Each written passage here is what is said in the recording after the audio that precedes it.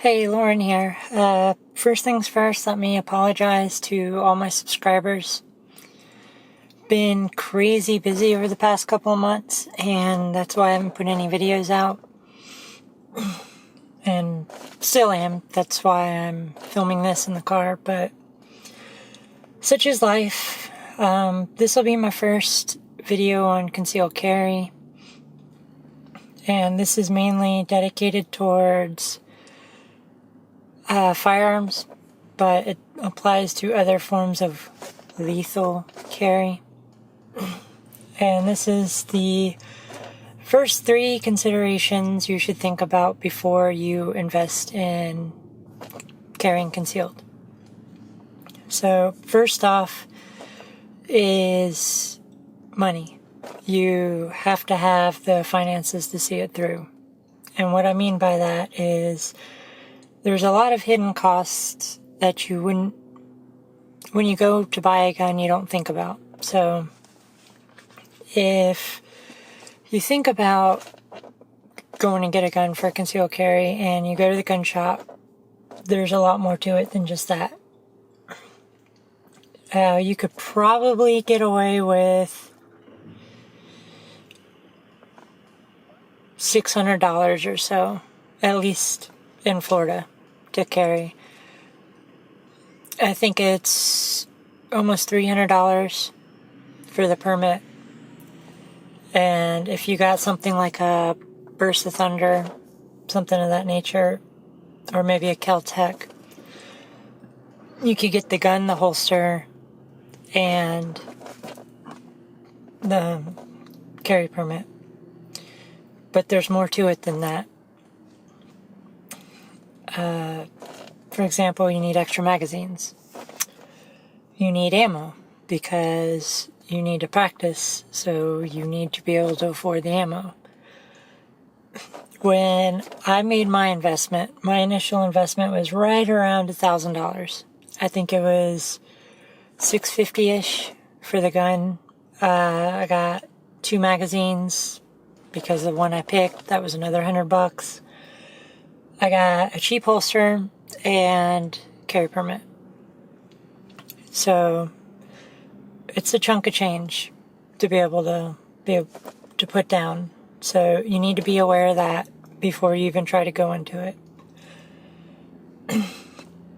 The second consideration, and this is where a lot of people get hung up, is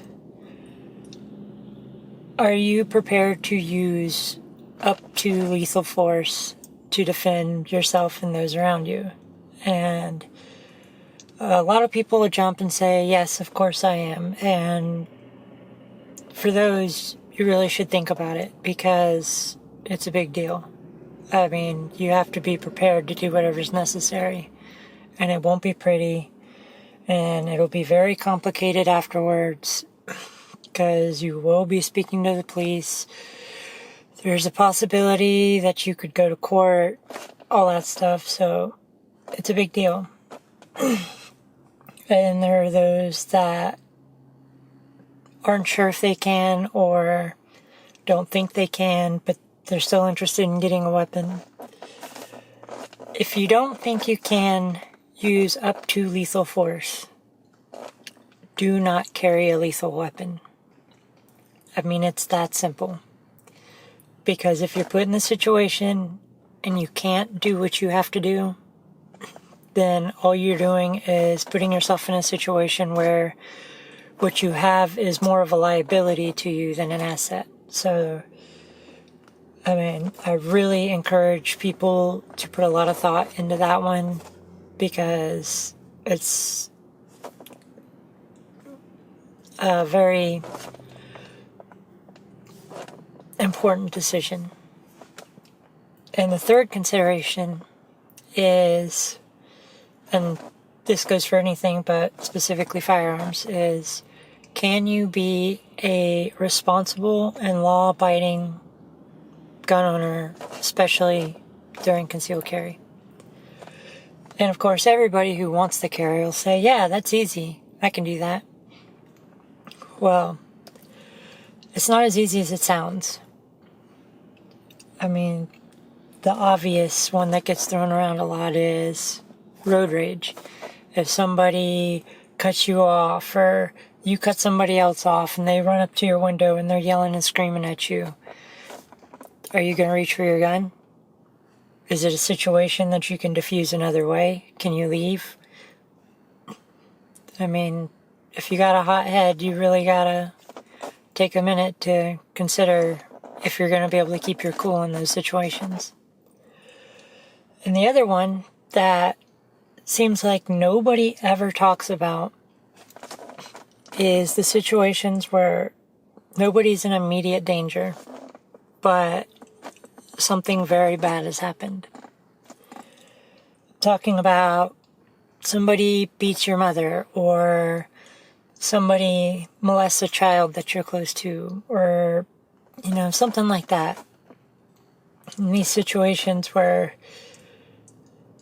you can get very emotional very quickly, and if you learn about it after the fact, it's a past tense thing.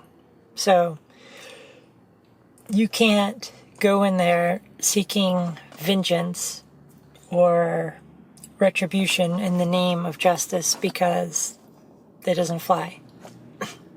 The law is very specific. You can only defend somebody who is in immediate danger. So I really, really, really cannot stress this one enough. It's happened to me. At this point, I think it's happened twice to me. And it's a situation that's really hard to deal with, because you have the means to make sure that that kind of thing never happens again. And you have to take a step back and say, no, I'm not going to do that. You have to call the cops and go through legal channels and do whatever you can to diffuse the situation. Maybe it's moving a child or something like that. But you cannot go in with the intention of starting a dispute, especially armed. You can't do it, no matter how emotional the situation is. So I hope that gave some insight to people. If it helps, let me know. If it doesn't, let me know. If you think I'm full of shit, let me know.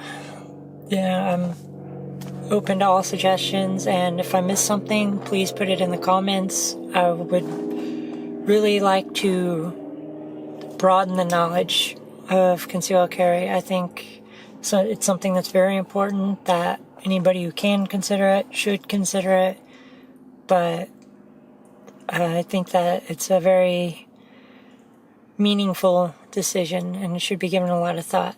So, thanks.